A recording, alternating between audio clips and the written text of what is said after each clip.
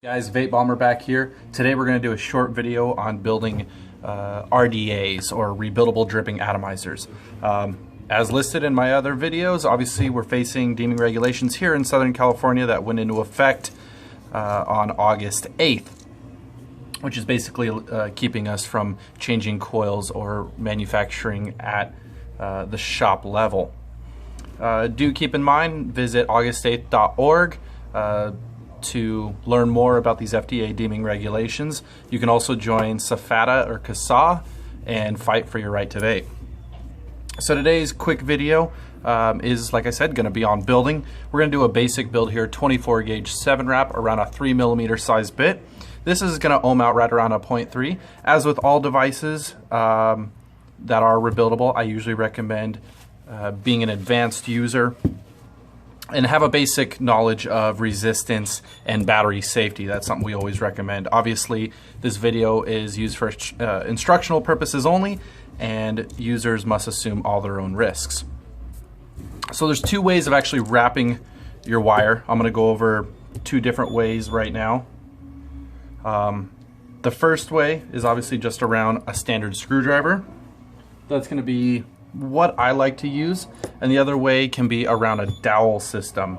A dowel system is going to look something like this. I'm going to do one coil with each just to show the differences and give pros and cons on both. So I got my 24 gauge kenthal wire here.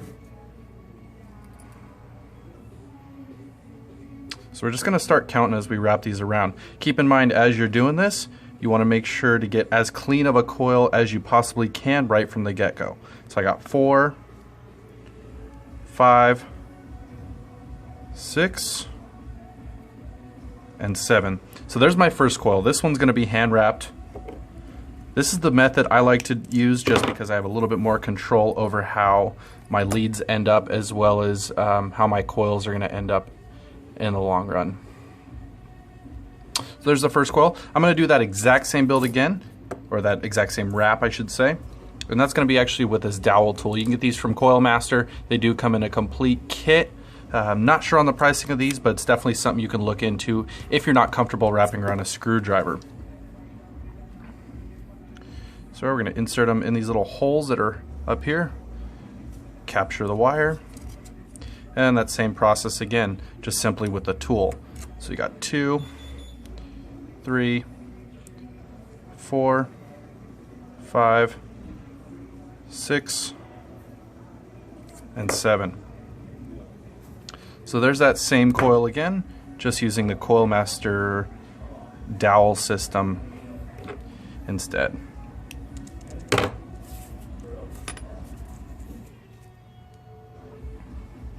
Alright, so once you have your coils wrapped, obviously you can put your wrapping tools aside for now.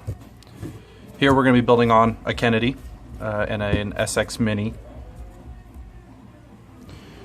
So your first step is going to be to insert your coils. Obviously, each of the coils are going to go into a negative, which are going to be your outside posts. And then obviously they're both going to go through the center post. That's your positive. What I like to do is kind of get them in. I like to line them up with the edge of the juice well. That gives me enough room to later on so I can center my coils. And you'll kind of see what I mean by that when we get there. At this point, once I tightened one of the negative leads, I do like to clip my leads or the excess lead off just to give me more room to work. So we're going to repeat that same process out to one of the negative wires, or out negative posts, and through the center as well.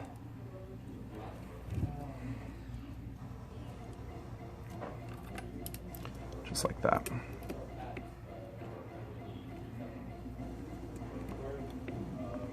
I must admit, this is far harder to do on camera, so bear with me.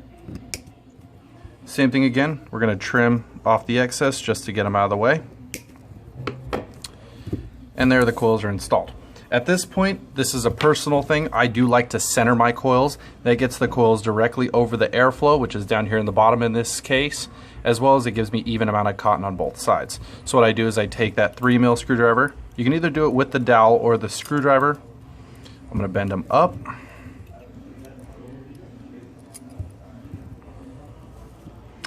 And I'm actually going to push and center my coils towards the center of the atomizer.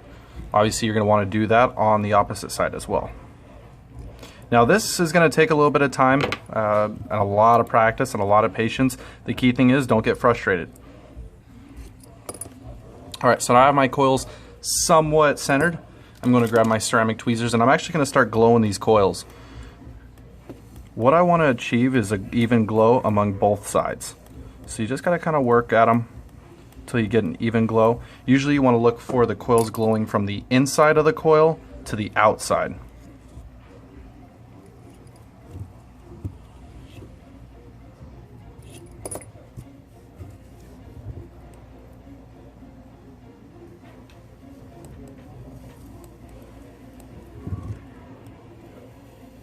This is kind of where the art aspect of it comes into play. You kind of got to work them and figure out what's causing the coils to glow uneven or evenly. And this is the part that does take a little bit of time to master. But all in all, it is really, really simple. All right. So it does look like I have them glowing evenly now. And that's what I want to see. So I'm going to run my screwdriver back through just to make sure that these are all pretty. I am a little particular when it comes to my coils. I do like them looking as well as working perfectly. So right now I got one that's glowing a little bit brighter. It's always good to go back through and check and make sure that all your screws are nice and tight. A loose screw on one side can cause uneven glowing. There we go.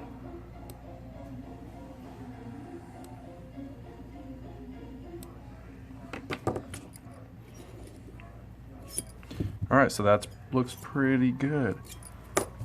At this point we're going to take our cotton and wick it. I do have another video that does go a little more into depth into how this is going to be wicked. So I am just going to go through and quickly wick it with some good old Japanese cotton here.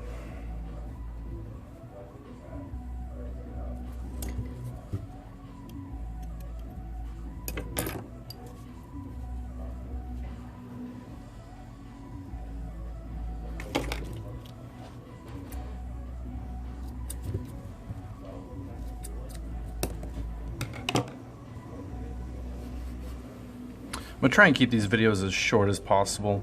I know it can get annoying having to sit there and watch a 30-minute video. So we're going to try and keep it under 10 minutes here.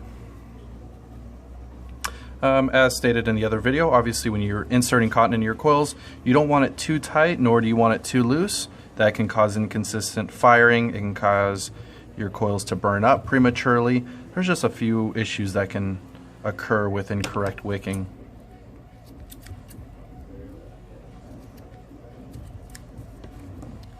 It's pretty straightforward. It does take a little bit of time and a lot of practice, but it is something that can be achieved and done really proficiently.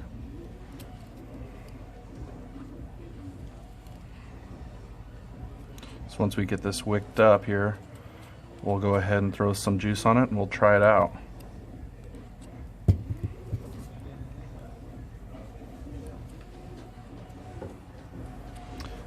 Our videos for the most part are going to be really, really straightforward, really basic. We're not doing anything crazy like clapped ends or twisted or alien wires or anything like that. We're just going after the straight basics of your devices and your atomizers.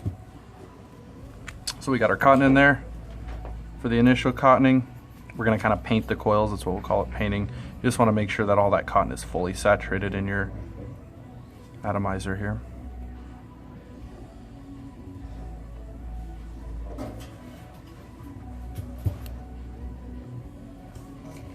Alright, once we have it juiced up, I usually like to fire my coils a little bit, make sure that obviously both sides are firing evenly. If you glowed your coils and they were both glowing evenly, you shouldn't have any issues at this point. Alright, let's give it a blast.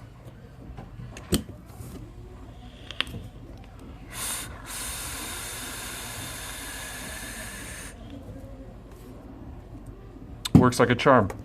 As always, this is Vape Bomber. Thanks for watching. Feel free to subscribe. We got lots more coming.